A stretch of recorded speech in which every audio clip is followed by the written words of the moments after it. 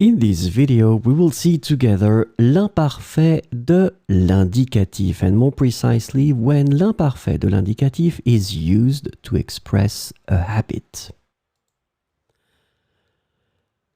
It is possible to use l'imparfait de l'indicatif to express a habit, and this is exactly what we will see in this short lesson.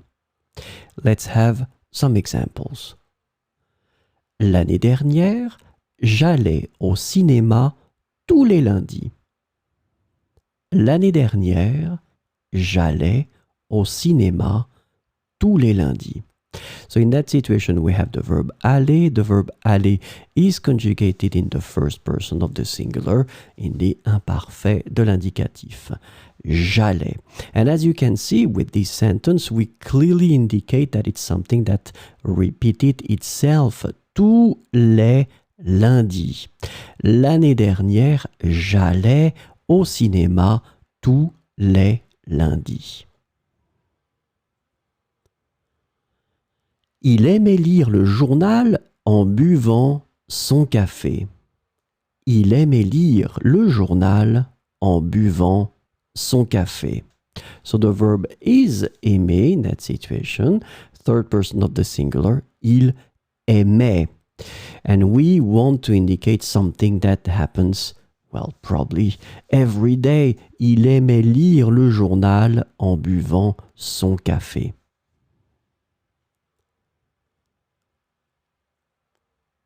Elle aimait passer par le parc pour rentrer chez elle. Elle aimait passer par le parc pour rentrer chez elle.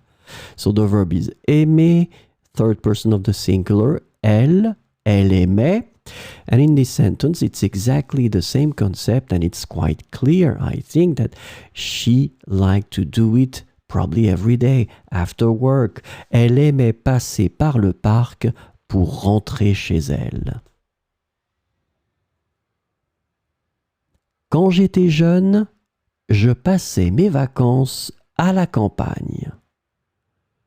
Quand j'étais jeune, je passais mes vacances à la campagne. So the verb, the first one is être, first person of the singular, j'étais, and then the second verb is passer, first person of the singular, je passais. Here it's the same. Je passais mes vacances à la campagne. I've got the feeling that it's a habit. It's something that repeated itself in the past. Quand j'étais jeune, je passais mes vacances à la campagne. Elle aimait passer par le parc pour rentrer chez elle. Quand j'étais jeune, je passais mes vacances à la campagne.